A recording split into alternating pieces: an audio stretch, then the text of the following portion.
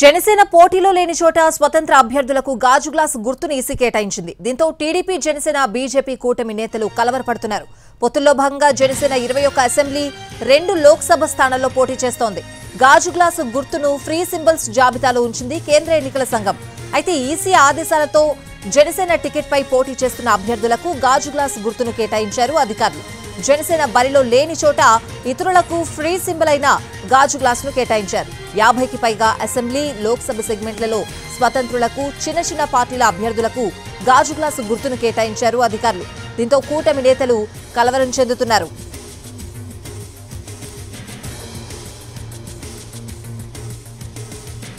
TDP అధ్యక్షుడు చంద్రబాబు పోటీ చేస్తున్న కుప్పం స్వతంత్ర అభ్యర్థి నీలమ్మకు గాజు గ్లాస్ గుర్తు కేటాయించారు. నారా లోకేష్ పోటీ చేస్తున్న మంగళగిరిలో నవతరం పార్టీ అభ్యర్థి రావు సుబ్రహ్మణ్యంకి గాజు గ్లాస్ గుర్తు కేటాయించారు.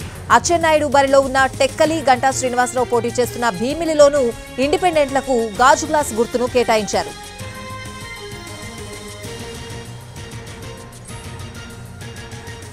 ఇక విశాఖ ఉమ్మడి జిల్లాలో ఒక పార్లమెంట్, 2 అసెంబ్లీ సీట్లలో ఇండిపెండెంట్లకు గాజు గ్లాస్ గుర్తు కేటాయించారు. గాజువాక, భీమిలి అసెంబ్లీ స్థానాలతో పాటు అనకాపల్లి లోక్సభ స్థానాల్లో గాజు గ్లాస్ గుర్తు ఇండిపెండెంట్లకు కేటాయించడంతో కూటమి అభ్యర్థుల్లో టెన్షన్ మొదలైంది.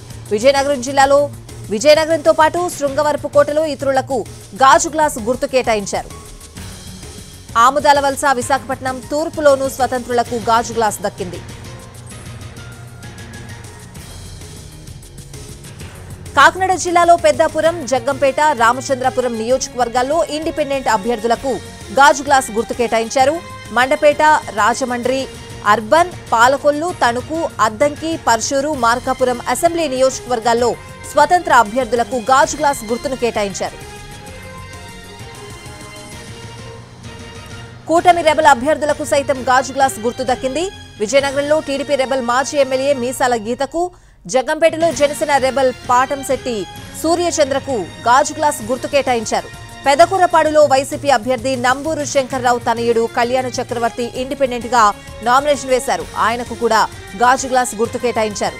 మాచర్ల, చంద్రగిరి, రాప్తాడు, తాడిపత్రి, గుంతకల్లు, ఆదోని నియోజకవర్గాల్లోనూ గాజు గ్లాస్ గుర్తు ఇతరులకు కేటాయించడంతో కూటమి అభ్యర్థులు ఆందోళన చెందుతున్నారు. ఇక పత్తికొండ నుంచి బరిలో ఉన్న నేషనల్ నవక్రాంతి పార్టీ అభ్యర్థి వాల్మీకి పెద్దయ్యకు గాజు గ్లాస్ గుర్తును కేటాయించారు. నెల్లూరు జిల్లాలో కావలి, ఆత్మకూరు నియోజకవర్గాల్లో ఇండిపెండెంట్లకు గాజు గ్లాస్ గుర్తు కేటాయించారు.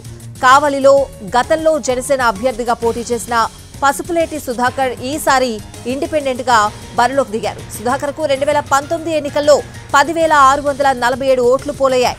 ఈసారి పసుపులేటి సుధాకర్ కు గాజు గ్లాసు గుర్తు దక్కించుకున్నారు. దీంతో టీడీపీకి పడే ఓట్లు చీల్తాయని కూడా కూటమి నేతలు కలవరపడుతున్నారు.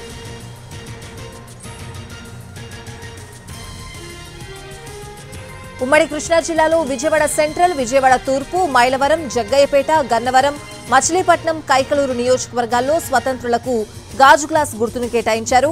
ఉమ్మడి కడప జిల్లాలోని కమలాపురంలో రాజోలి వీరనారాయణ రెడ్డి, రాజంపేటలో చిన్న పెంచలయ్యకు గాజు గ్లాస్ గుర్తు కేటాయించారు.